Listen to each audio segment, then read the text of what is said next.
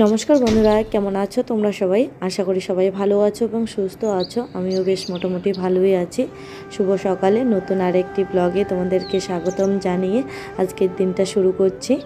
তো মেয়ের স্কুল আছে, তো খুব সকালবেলায় উঠেছে আর কি। আর এই দুধগুলো আগে থেকেই আমি গরম করে ওই কৌটোতে করে ভরে রেখে দিই। আর গরম দুধ দিয়ে ছাতু খেতে নাকি ভালো লাগে না, মুখে কেমন যেন গাঢ় গাঢ় লাগে। আর হালকা ঠান্ডা দুধ দিয়ে ওর নাকি ছাতু খেতে বেশ ভালো লাগে, খেতে পারে পুরোটাই। তো আমি কী করি, গরম করে রেখে দিই আগের দিন, পরের দিন না গরম করে হালকা নর্মাল হয়ে গেলে ওকে ছাতু গুলিয়ে দিয়ে দিই। আর আজকে বলছে স্যান্ডউইচ নিয়ে যাবে, তো রোজ রোজ তো আর চিজ বাটার এগুলো দিয়ে তো আর দেওয়াটা সম্ভব না। তো আমি শর্টকাট বুদ্ধি করে আর কি ওকে স্যান্ডউইচ বানিয়ে দিচ্ছি।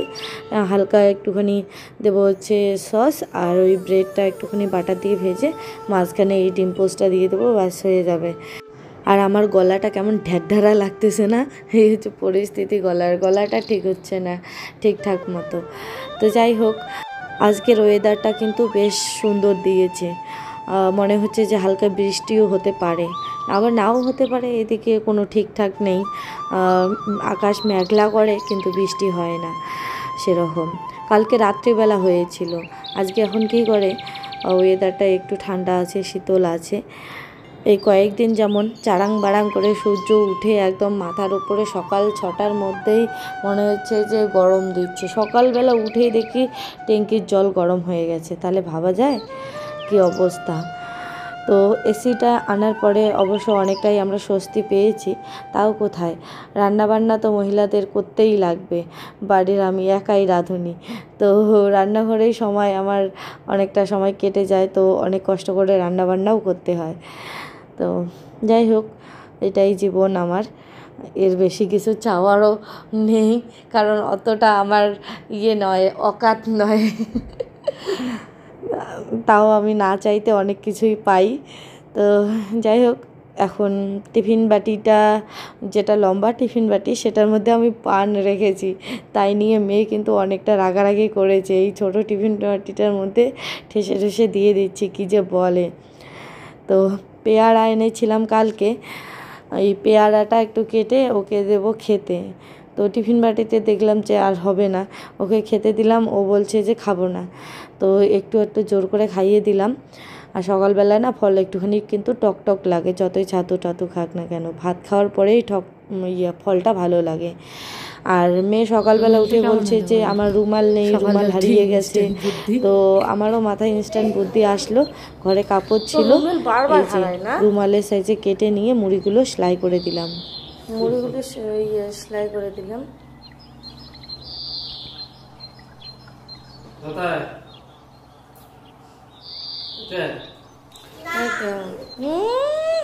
রুমেলাটা যে কোনো জায়গা নিলে হয়।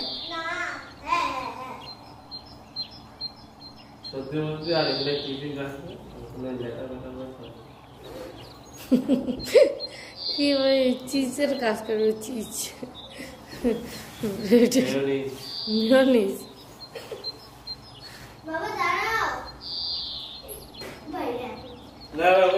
ওখানেই কর।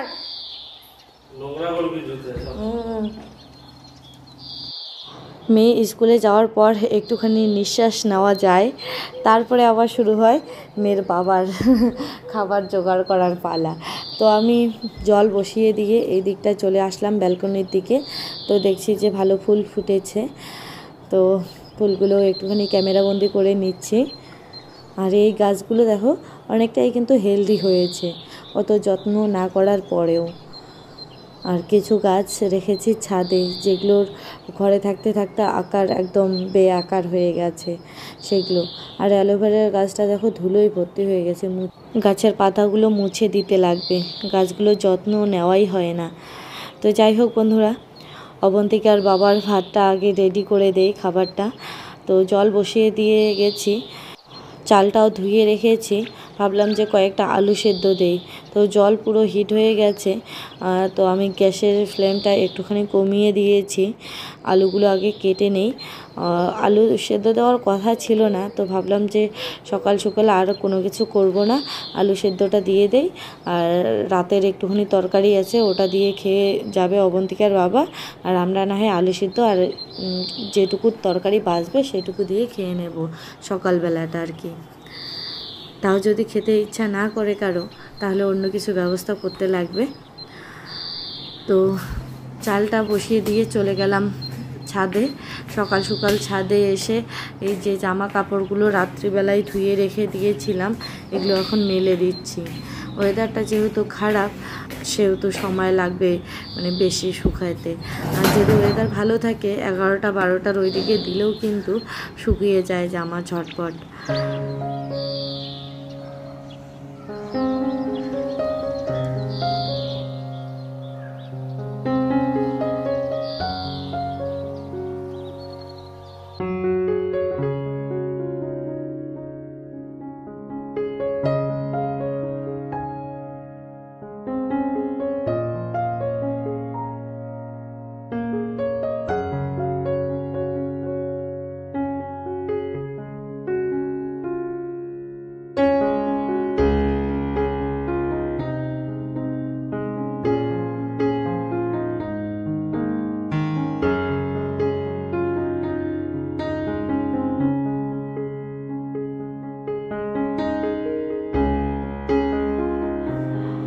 তো বন্ধুরা, বাসন মাজার পর স্নান করে নিলাম।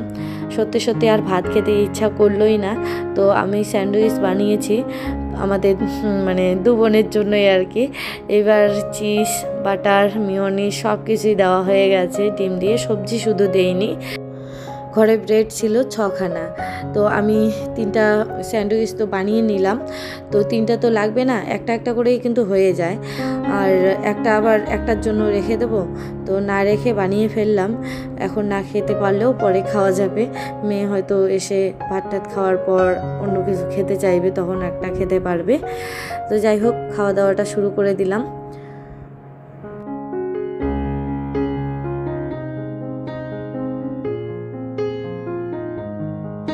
তো বন্ধুরা, খাওয়া দাওয়া কমপ্লিট করে তারপর দু বোনে আরও একটু করে ঘুমিয়ে নিলাম।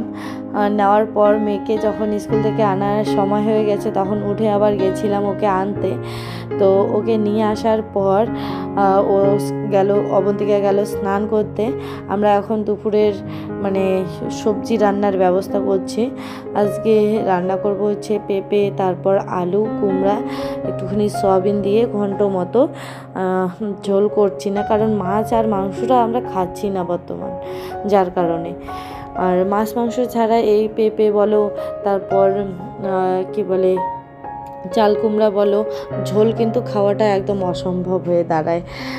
কেন জানি না কার কেমন, আমরা খেতে পারি না, এই হচ্ছে ব্যাপার। আর বিষমা সংক্রান্তির দিন এনেছিলাম নিম পাতা, তো নিম পাতাগুলো শুকিয়ে যাচ্ছে ফ্রিজে থাকতে থাকতে, তো ভাবলাম যে বেছে নিয়ে একটুখানি ভাজা করে নেই। আর রিয়াকে বললাম যে ঘরে আর একটা পেয়ারা আছে, ওটা কেটে মেখে নিয়ে খাও। তারপর ও তো একদম মানে মশলাপাতি, আচার টাচার দিয়ে একদম সুন্দর করে মাখলো। আর এই যে দেখো আমার মহারানী কি ঝাঁসি রানী লক্ষ্মীবাই এসে খাচ্ছে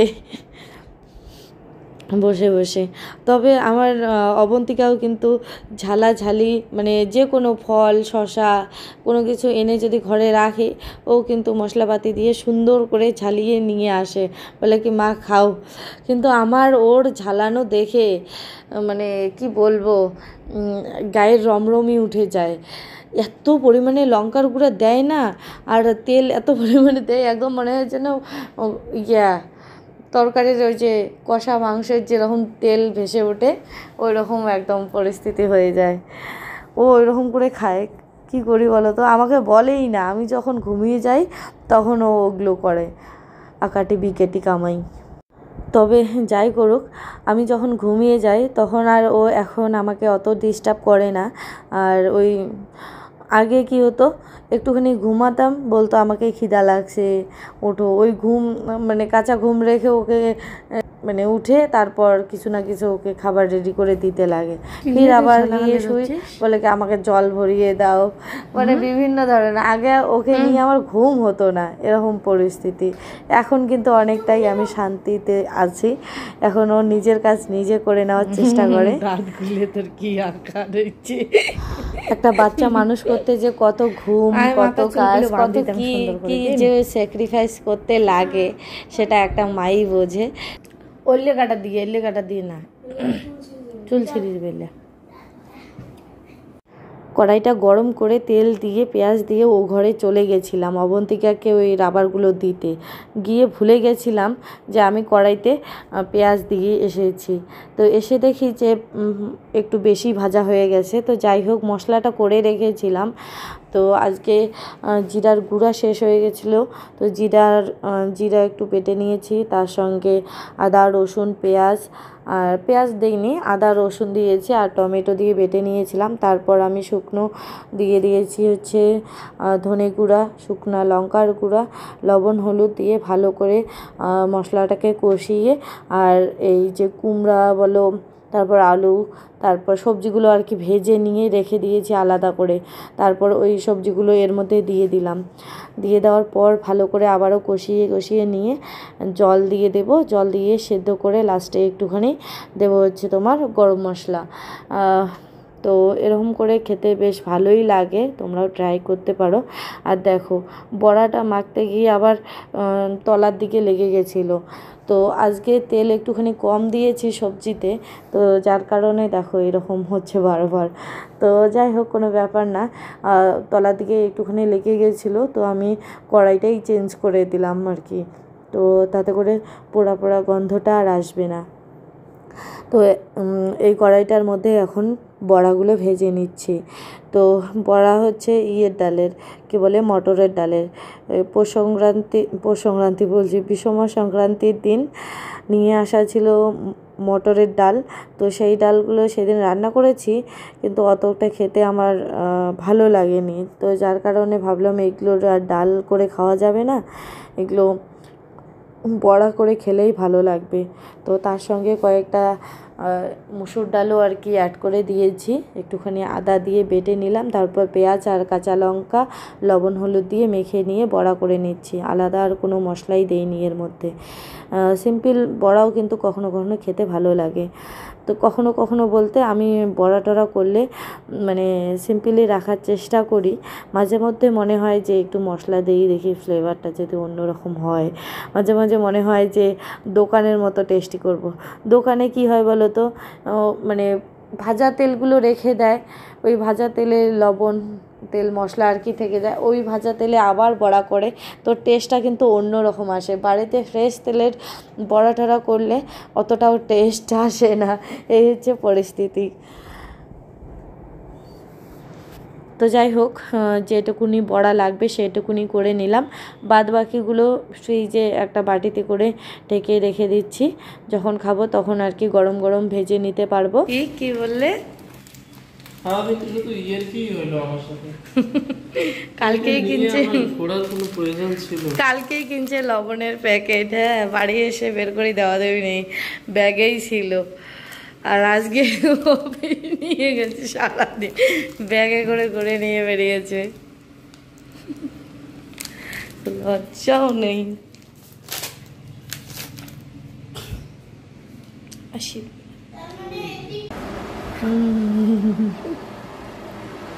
ছুটি কেমন হয়েছে? কি তাল গাছের মতো?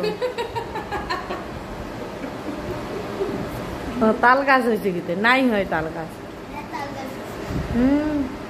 নারকেল গাছের নান হচ্ছে, হালছে নারকেল গাছের যে ডানাগুলো জাঙ্গড়ে হালে অমন হচ্ছে।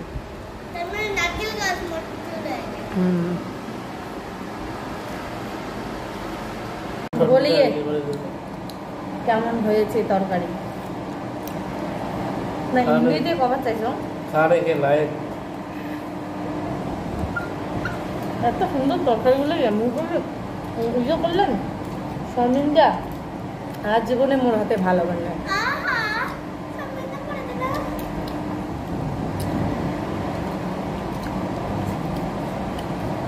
তুই বলবি কেমন হয়েছে? ভালো যারা কি হয় তোমাকে আর কোনোদিনও ভালো লাগে না দেখেন মুখ জল সেদ্ধ দিকে খালি দিন ইয়ে খায় যদি গরমে রাত্রেবেলা দিদি দুধ তরকারি যদি ওরা খাবার দেয় না না দেয় তো তোমার ওই ভয়টা চাপে না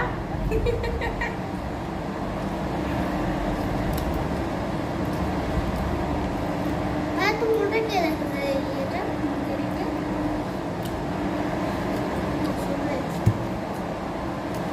মনে মনে কাজ দিদির করতে তো খারাপ খাওয়ার পারে না মোর কারো ইয়ের দরকার নাই মুই বলছি ভালো হয়েছে তার মানে ভালো সেই সুন্দর টেস্ট না বাহ মোর বেটি বয়া গেছে বাস আর ভালো লাগে এক ফোঁটা তরকারি খায় না খাই তুমি খাইছি না তো কি